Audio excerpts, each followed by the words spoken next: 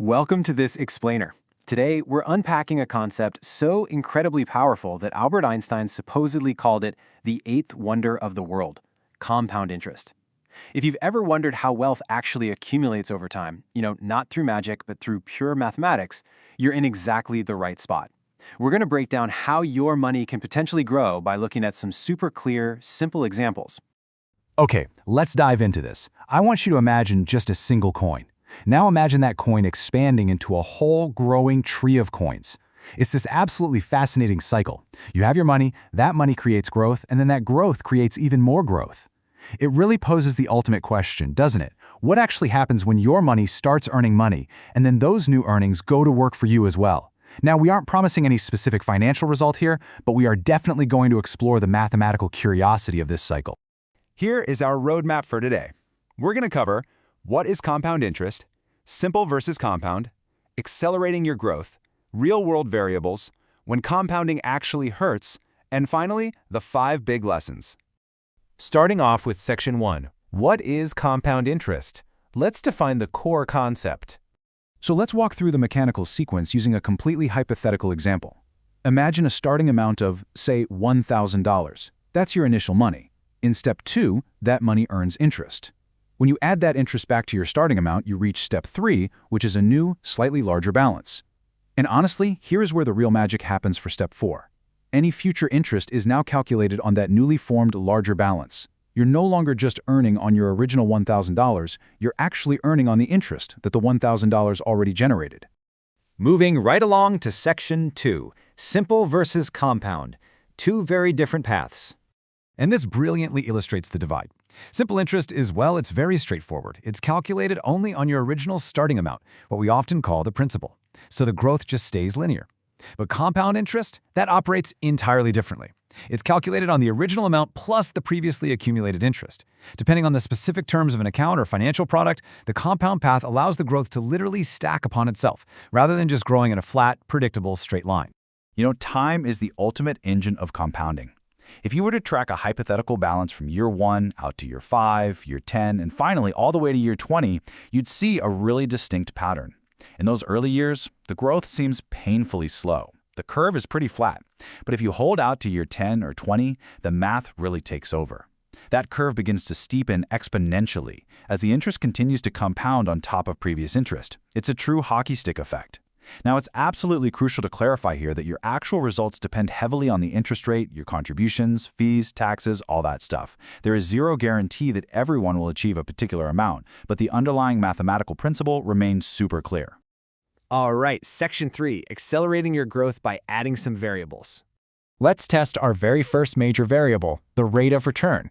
If we assume the exact same starting amount and the exact same time period, a lower, medium, and higher rate create vastly different growth curves. Basically, all else being equal, a higher compounding rate can produce more growth over the same period. However, and this is a massive however to keep in mind, higher potential returns generally come with different and often much higher levels of risk depending on the financial product. We're just looking at mathematical scenarios right now, and you should never view any investment as a guaranteed thing. The next big accelerant? It's you. By taking your starting money, adding regular out-of-pocket contributions, and combining that with compound growth, you create a much larger base for the math to actually work with. Just imagine adding a small amount to a hypothetical account every single month. By consistently doing this over time, you are actively increasing the total pool of capital.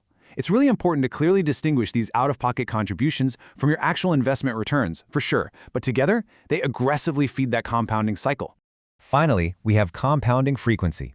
This could be annual, quarterly, monthly, or daily. Now, I know daily compounding sounds like a total cheat code for instant wealth, but don't be fooled. The actual underlying interest rate, the specific terms, and the fees matter far, far more than just the schedule alone. We definitely want to avoid the assumption that more frequent automatically equals a superior financial product. Let's move to Section 4 and see how this builds when real-world gravity takes hold. So the crucial point is that you rarely get to keep 100% of your gross growth in the real world. Friction, like fees and taxes, always take their cut. Over a span of decades, even a seemingly tiny 1% institutional fee can eat up a staggering chunk of your potential returns. Fees from financial institutions and differing tax rules significantly reduce the net amount of money you actually retain for future growth. And these factors vary wildly depending on the type of account and where you actually live. Like tax rules on compound growth differ quite a bit between the USA and the UK, for example. We obviously aren't providing personalized tax advice here, but you've got to always factor in that fees and taxes will take a bite out of your timeline. On to Section 5, when compounding hurts. Yep, it has a dark side. Listen, compound interest is strictly neutral mathematics. It doesn't pick sides, so it isn't automatically a good thing. It can be your absolute greatest ally when it comes to saving and investing, but it can quickly become your worst enemy through unpaid credit card balances and loans. When you start paying interest on your interest, your debt snowballs just as fast as wealth does. If unpaid balances accrue interest according to a credit agreement, that interest gets added right to your principal, and suddenly your cost of borrowing rockets upward. The very same math that builds wealth can rapidly trap you in debt if you happen to be on the wrong side of the equation. Let's wrap things up with Section 6, the 5 big lessons, our blueprint. Now, what's really interesting about this slide is how these 5 elements define your entire financial baseline. 1. Time is your runway. It makes a major difference. 2. Rate affects your potential growth, though remember, higher rates often carry higher risks. 3. Regular contributions actively add to the amount you have compounding. 4. Always remember that fees and taxes can and will reduce your results. And 5, which is perhaps the most important caveat of all, compound interest is a mathematical principle, but it absolutely does not guarantee investment profits in the real world. Bringing it all back to our hypothetical starting example of $1,000. Over a longer time, with growth creating more growth, we arrive at this foundational equation. Time plus compounding equals powerful mathematics. While real financial outcomes are always going to vary due to market conditions, fees, and economic changes, just understanding the sheer power of this math is the absolute first step toward making truly informed financial decisions. Honestly, understanding compound interest completely changes how you view a dollar today versus a dollar 10 years from now. It begs the ultimate question. Take a look at your own finances. Is the math of compounding currently working for you, or is it working against you? Thanks so much for joining me for this explainer. I hope it gave you some great food for thought.